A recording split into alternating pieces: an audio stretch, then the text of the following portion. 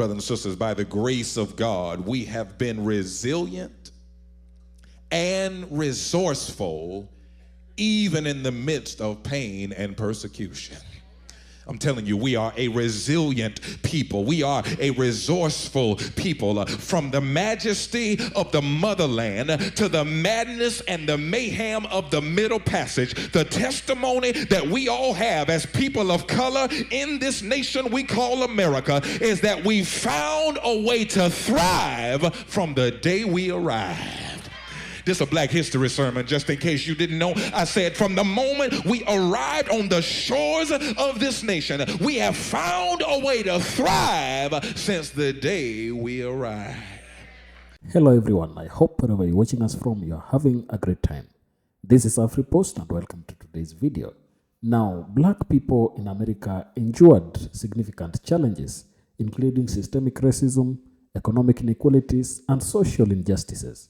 Historically, they faced slavery, segregation, and disenfranchisement, leading to profound impacts on the economic and social opportunities. The legacy of discriminatory practices, such as Jim Crow laws and redlining, perpetuated inequality and restricted access to education, housing, and employment. Additionally, racial violence and police brutality have been persistent issues affecting Black people. This describes the entire experience of Black people within United States.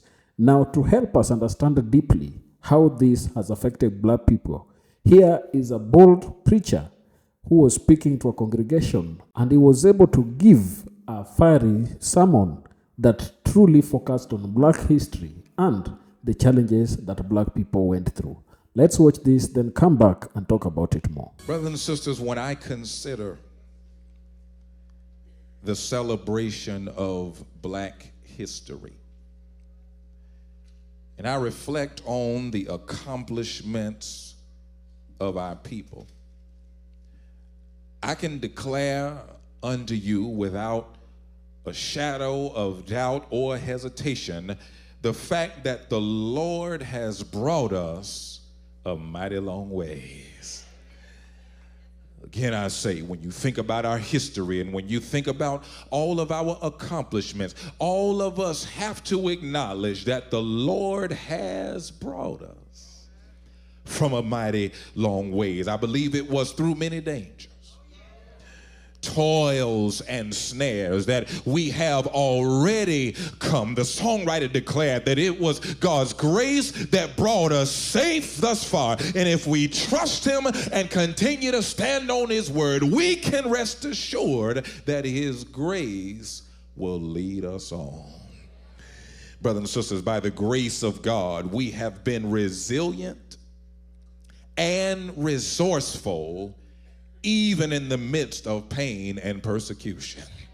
I'm telling you, we are a resilient people. We are a resourceful people. From the majesty of the motherland to the madness and the mayhem of the Middle Passage, the testimony that we all have as people of color in this nation we call America is that we found a way to thrive from the day we arrived. This is a Black History sermon, just in case you didn't know. I said from the moment we arrived on the shores of this nation, we have found a way to thrive since the day we arrived. When you look at this context of this passage, when you look at the words in context, what you find is a group of people who have been delivered from slavery. It's all right if we go to social studies class? I said that this is a group of people who had been delivered from slavery, very similar to my ancestors and your ancestors who endured the most heinous treatment of humanity. What you see is a picture of survival even in the midst of racial discrimination. I need you to know that everything started out good because these were the descendants of Abraham that continued to be blessed through Joseph. I wish I had a Bible reader here. He was the fourth generation. Joseph was the son of Jacob, who was the son of Isaac, who carried the promise of Abraham. Well, by the time you get to Exodus chapter 1, Somewhere there about verse number 8, read it when you get home. The Bible says that there arose a new king over Egypt. Don't lose me now. Exodus 1:8 says that a new king arose over Egypt, and the difference between this king and the previous king, the Bible says this Pharaoh didn't know Joseph. In other words, he didn't care about no promise. He didn't care about the God of Israel. He was not concerned about no covenant that God made with Abraham. The last king took care of God's people, but this new king wasn't studying nobody named Joseph. So when he rose up in chapter 1 of Exodus, he proceeded to take the lead, but he left out the Lord. Slow down, Pastor. They just woke up at 10 o'clock. I said he took the lead, but he left out the Lord. See, please understand this. One day, and I'm still in Exodus chapter 1, verse number 9, Pharaoh looked around and he said to his people, he said, the children of Israel are more mightier than we. He said they're inventing things, they're creating new ways to better themselves. And the point I got to make to you is that as a people, we were not always on the bottom. That was the shouting point right there. I said, as a people, as a people of African descent, you cannot let the Discovery Channel teach you your history. You ought to crack open a book every now and then. You did not start out swinging from trees. Talk to me here. You didn't start out half naked and can't speak good English. You didn't come from a people that didn't have no sense. No, we were intelligent people. We were creative people. Keep sitting there here. The world would not be what it is had it not been for our contribution. I'm gonna need everybody in here with some color. Even if you're light skinned, you better set something up in here today, because we are the reason why this world is what it is today. Come here. The pyramids, tell your neighbor, that's us. Mathematics, that's us. The horseshoe, the folding bed, the biscuit cutter, the ironing board, the mop, the dustpan, the pressure cooker, the bicycle frame, the blood plasma, the printing press, keep sitting there here, the window cleaner, the pencil sharpener, the elevator, the traffic signal, the hairbrush, the heating furnace, the folding chair, the clothes dryer, the baby carriage, the peanut butter, the collard greens, the pig feet, the hog maws, the oxtails, the chitlins, the syrup sandwiches, the ketchup sandwiches, the sugar water, the typewriter, the cell phone, the helicopter, the roller coaster, the doorknob, the doorstopper. Tell your neighbor, that's us.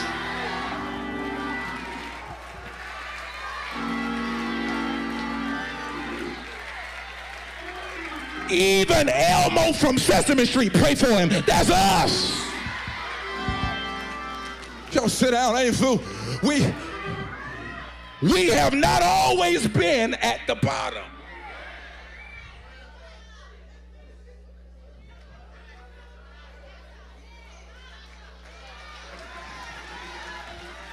Hallelujah. Stop letting folk tell you your history. You can go to certain parts of South Africa and you would think you in downtown Atlanta. But the only Africa you see is folks swinging from trees half naked with a bone in their nose. Because that's what the media wants you to see. I believe you would have higher self-esteem if you knew where you came from. You wouldn't have such low self-esteem. You wouldn't be trying to look like other folk. I wish I had some help. You wouldn't be spending money trying to look like somebody. If you really knew what Nefertiti looked like, I wish I had some help in here. If you really knew what Cleopatra looked like, it don't look like Elizabeth Taylor. It looks like a soul sister.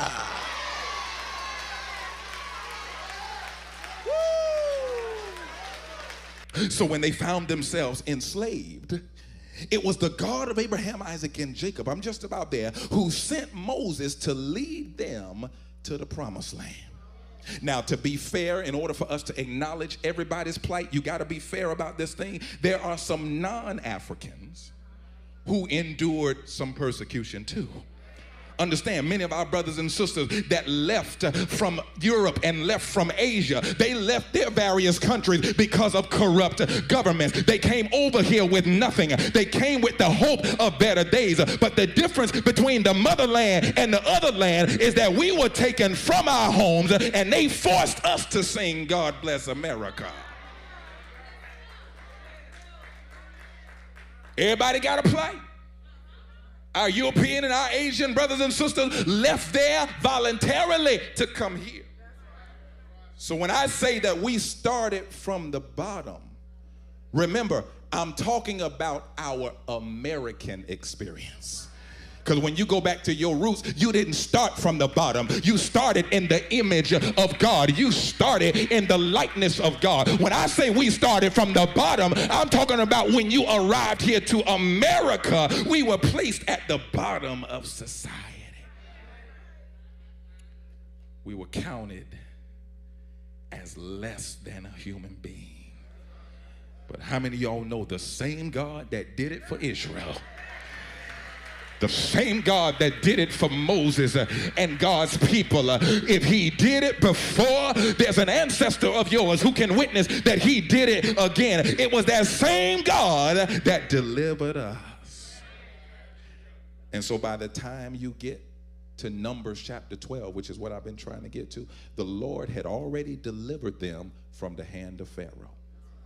Moses had lifted up that rod. You was in Sunday school. You remember how it went. Moses lifted up that rod. God turned that Red Sea into capital circle. The children of Israel was able to walk through on dry ground. My pastor said it was so dry that they didn't even get no mud between their toes. That's just how awesome God is. And he fixed it to where Pharaoh had no choice but to watch his army get swallowed up.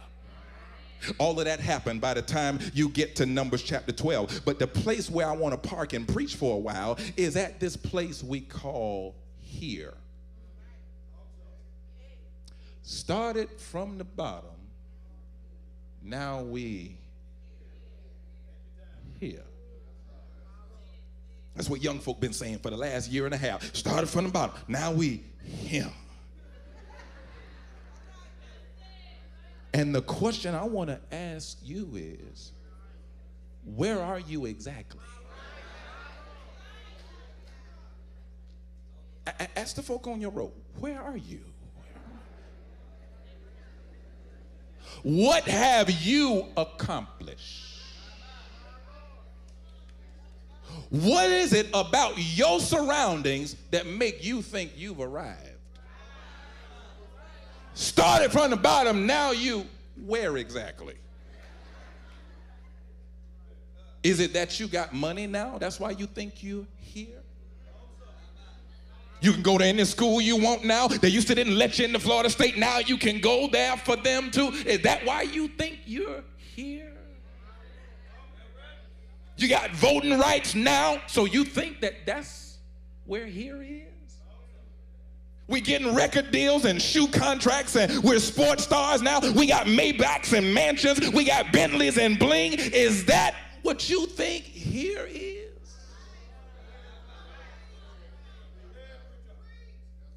Do you believe that material things somehow translate into the fact that you made it? I submit that we are nowhere close to where we were, but as a people, we are far from where we need to be. Look around at where you are. If you ask me exactly where here is, I would have to be honest and say we are in a place of wandering. Oh, we started from the bottom. The Lord brought us out from the bottom, but yet when I look at where we should be, it appears that like the children of Israel, we still wandering. Oh, I'm still in the Bible. See, the children of Israel had been delivered from Pharaoh, but they had not yet reached the promised land. And the reason that they did not reach it is because they were wandering in the wilderness 40 years. Don't miss what I'm trying to say here, because I hear what some of you are thinking. You're trying to modernize this, and so you think in 2014, and so, well, they didn't have cars, so of course it took 40 years. They had to walk, so of course it took 40 years. Can I tell you that journey shouldn't have taken more than a week? Geographically, Google map it, it shouldn't have took but a week on foot. And yet it took them 40 years to make a 5-day journey. Why it took so long, Pastor? Bible says the reason it took 40 years is because they grumbled and they complained when they should have trusted God. Hallelujah. They looked around. They were free. And then when they were making their way to the promised land, the place that God put them in the meantime, it didn't look like what they wanted. So they start grumbling. I know these were colored people because they mumble and they grumble and they complain the whole way. It is so strange to me how we say we want better, we say we want good things, we say we want nice things, but we go kicking and screaming. Oh, Lord, how many rehearsals we got to have? And then when you do it, you be about to shout because you know that you did a good job. We grumble, we complain about every little thing, but then, oh, this show is a nice church we got. Oh, I love my church. But some of y'all fuss the whole time. You know I'm right about it. Negroes don't do nothing but fuss the whole way, kicking and screaming. Don't want to do nothing different, don't want to change, don't want to adjust, don't want to make room for nobody else. But then when everything goes well, look what we did.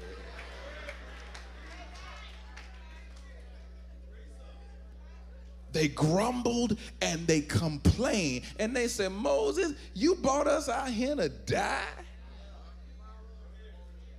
I mean, we could have stayed in Egypt. At least we ate good. You have to read this story on your own. He said, they said, we ate good. Pharaoh wasn't that bad. At least we knew what was going to happen from day to day. Moses, you brought us out here to die. I'm telling you, for those of you that are in leadership, those of you that, have positions on your job out there in the world, or even if you're trying to lead a family, what I'm trying to tell you is that the painful part of leadership is that when you try to bring folk out, you always got some folk that would rather stay bound. You got a vision, you got ideas, you see that things can get better, but you got complacent people around you that would rather just stay where you are. And I know what the history books told you, I know what you see on the BET special, but let me help you understand. Everybody did not support the movement. I ain't talking about white folk, I'm talking about colored folk. Everybody that is your color did not support the movement. Everybody didn't support the abolitionists. Everybody wasn't cheering for Harriet Tubman. No, there were some folks who wanted her to calm down and keep quiet. You ever had some folk around you that would just try to kill your fire, try to kill your spirit? Talking about, no, we don't need to do that. Don't be starting no trouble now. Let's just go ahead and do what the folk tell us to do now. You know them folk ain't gonna like that, what you saying there now. And so they mumbled against the leaders because they didn't want to do no better. God said, how long do I have to put up with this mumbling and complaining? He said, as truly as I live, you tell them folk that none of them are going to see the promised land.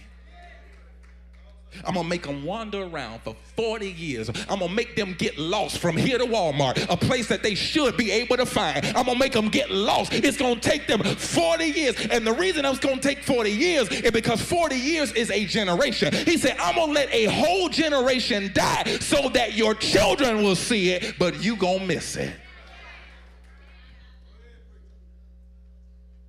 When you complain about what you have, at that point, God says, I'm going to take what you have and give it to somebody else. Y'all are not feeling me here. I know you think we got it good nowadays, but I'm trying to tell you, we have not arrived. Listen, it is true that we started from the bottom in America, but the place that you call here is not where God wants us to be. We shouldn't be wandering around in the same space. What have we been doing since Martin Luther King died? From 68 to 2008, before Obama, what were we doing? Wandering, playing around. If you think those old people died just so you could have some rims, you missed the point. Talk to me here. If you think Sojourner Truth and Fannie Lou Hamer and Harriet Tubman and Madam C.J. Walker, if you think that those women struggle for you to be acting like a housewife of Atlanta and a hip-hop chick, if you think they died for that, sister, you have missed the boat. If you think Medgar Evers was shot down in his front yard in front of his wife and children just for you to have a reality show, so you can have 1 million followers, where are you going that anybody should follow you? Your ratchet random thoughts. Why should anybody follow you? Where are you going? See how quiet it get right up in there? I ain't scared of none of y'all, so you may as well go ahead and get on board with this, because here is not the place where we ought to want to be. Secretly, good to see you, Curtis. Secretly, here is the place where you still ain't got no rights. I'm finna pull the covers off. Here is the place where injustice is still going on. When you can be killed on the highway just for playing loud music. Where the murder charge is very clear to everybody that got eyes and ears, and you can still get off for that. When you can gun down a boy in his own neighborhood with just Skittles and an iced tea, you want to be here. Here ain't what you want. These laws that protect child murderers, that's happening here. The laws that slowly take away your vote, down here in Florida, in these counties where they know church folk are going to galvanize and go to the polls right after they hear a sermon like this, and they cut out Sunday voting. They know what they're doing. That's happening here. A government that can send you to war and then act like they don't know you when you get back. That's not Vietnam, that's Vietnam. You want to know where here is? Here is the place where girls still struggle to find their worth. Pray with me, church. Here is the place where brothers still struggle to find their identity. Here is the place where they will lift you up if you say you're gay, but shut you down if you say you love God.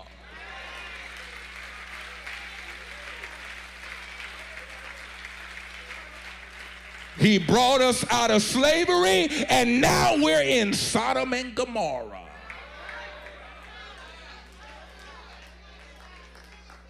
Tweet that. They wandered around 40 years because they complained about the blessings that God had given them.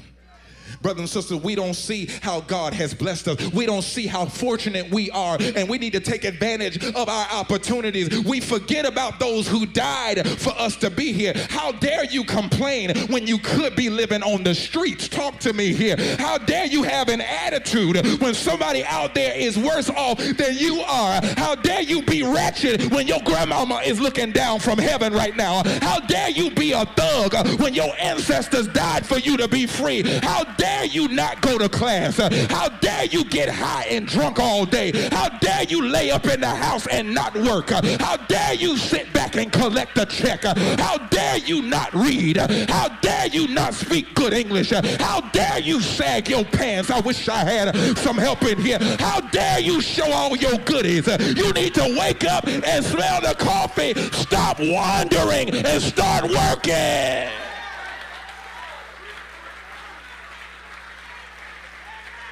How dare you make children and not take care of them? Somebody ought to help this preacher here. How dare you look like a model and your children look like a mess? How dare you not fix them breakfast? How dare you not clean your house? How dare you cuss your children out like they asked to be here? You gotta give them something better than what you had.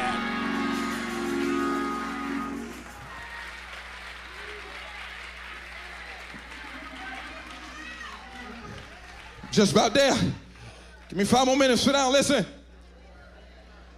I hope that what happened to Israel don't have to happen to us.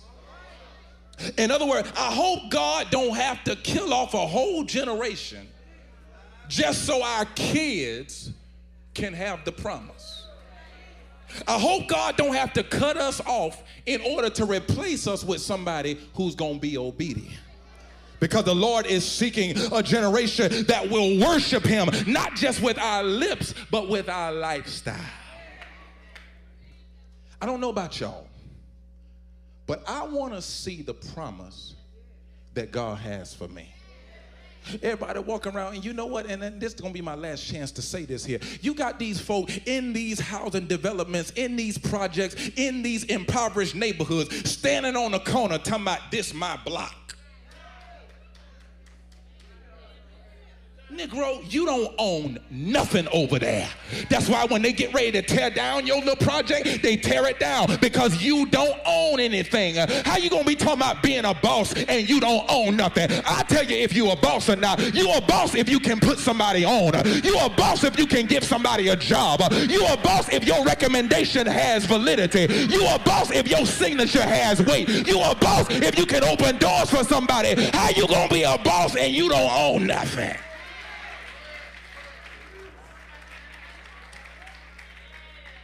You putting your purses on Facebook talking about, I'm boss.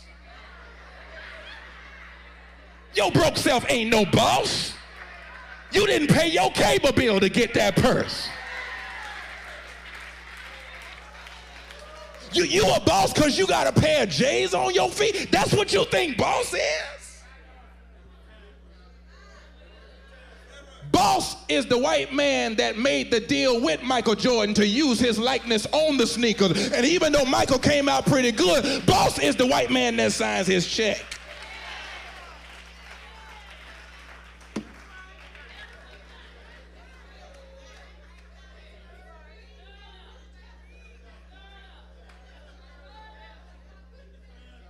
I don't want to miss the promised land for being disobedient.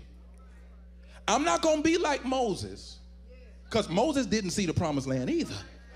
God let him look over and peer at it, let him look at it, let him glance at it, but he was not able to walk in because he let them folk get him so mad that he struck the rock when God told him to speak to the rock. Y'all ain't finna have me die, get my pressure all up, and kill me from anger issues. No. I'm a roll with whoever is rolling with God. The rest of y'all can stay in the gutter if you want to. If you like it here, if you like where your life is right now, you are welcome to it. But for those of us who want better, tell your neighbor, let's get it. We ready. We ready to go in now. To those of y'all that are complacent, then you stay right there and do what you've been doing. But for those of us who want more, for those of us who know this ain't it right here, for those of us that know that there is not where I want to be, slap 3 people and tell them, let's get it, let's get it, let's get it, let's get it. I'm shutting down now. If you want to open your own business, let's get it.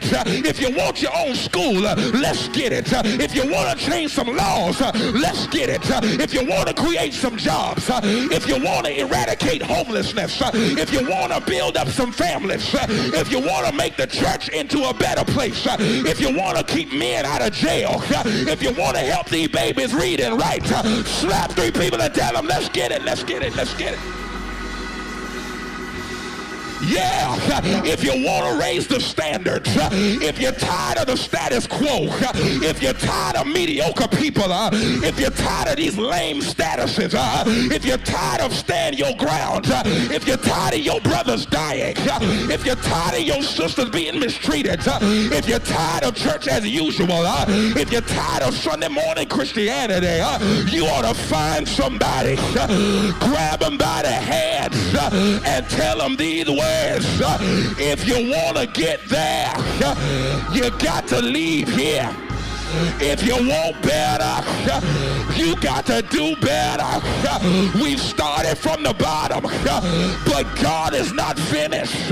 We've started in struggle, but we got the victory, because one Friday on a hill called Calvary, Jesus died to bring you up from the bottom. I was in the pit of sin, on my way to hell, but he reached way down, picked me up from the bottom. He died for your sin and mine. They put him down in a borrowed tomb. Can y'all tell me what he did?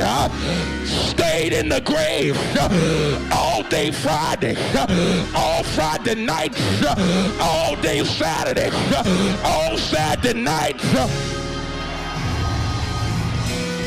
Y'all all right with me? Now that is a very, very powerful sermon, and I think the pastor has done justice to the topic. We know that black people have gone through a lot of challenges, but still, regardless of the challenges they've gone through, they have been able to succeed at all times. So I did a little research to understand some of the challenges that black people have gone through and the strategies they have used to ensure that they succeed against the systems that have always been set up against them. And this is what I found out. Black people in America have achieved remarkable success in overcoming discrimination through resilience, activism, and strategic efforts across various domains. Their journey towards equality and justice has been marked by significant milestones that reflect their determination and ingenuity, historical struggles, and achievements. One of the earliest successes was the abolition of slavery, achieved through the tireless efforts of abolitionists and the sacrifices made during the Civil War. The 13th Amendment, ratified in 1865, formally ended slavery, laying the groundwork for future progress. Following this, the civil rights movements of the 1950s and 1960s marked a pivotal era of change. Leaders like Martin Luther King Jr., Rosa Parks, and Malcolm X, along with countless grassroots activists, fought against racial segregation and disenfranchisement. Their efforts led to landmark legislation, including the Civil Rights Act of 1964 and the Voting Rights Act of 1965, which dismantled institutionalized racial discrimination and expanded civil rights. Education and professional achievements. In education, black individuals have made significant strides despite barriers. Institutions like historical black colleges and universities have played a crucial role in fostering academic excellence and leadership. Notable figures such as Dr. Martin Luther King Jr., who earned a doctorate in theology, and Oprah Winfrey, who achieved unprecedented success in media, exemplify the impact of educational attainment.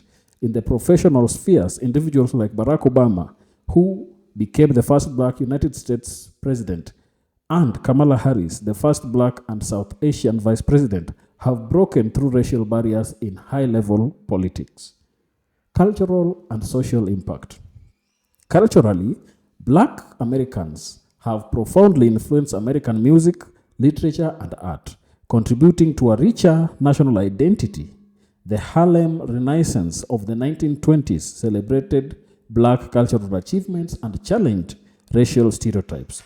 Contemporary figures like Beyoncé and Ava DuVernay continue to shape cultural narratives and raise awareness of social issues. Legal and policy advances. Legal challenges and advocacy have also played a crucial role. Organizations such as the NAACP and American Civil Rights Liberties Union have fought for racial justice through litigation and public policy.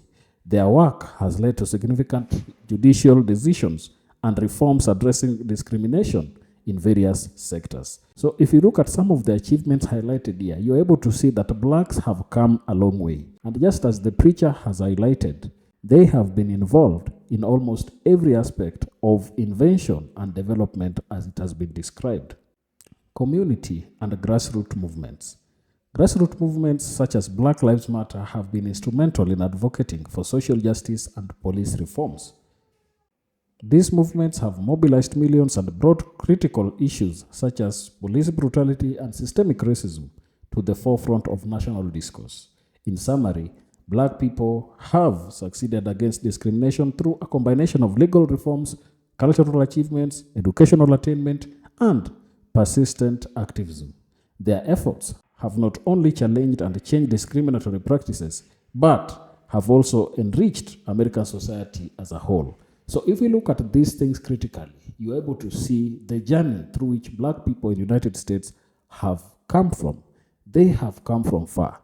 They came to America not through their will, but some of them who came as slaves came and were put into forced labor. This is a challenge that is evident in almost every black person's life. When they call for issues like reparation, there are those who think these are jokes, that they do not need to be reparated. But depending on the challenges that they have gone through and the forced labor that they endured with the white man, it is necessary for them to be reparated and get all that is theirs. If you're watching us for the first time, please don't forget to subscribe to our channel, like this video, and also share. Thank you, and may the good Lord bless you. Goodbye.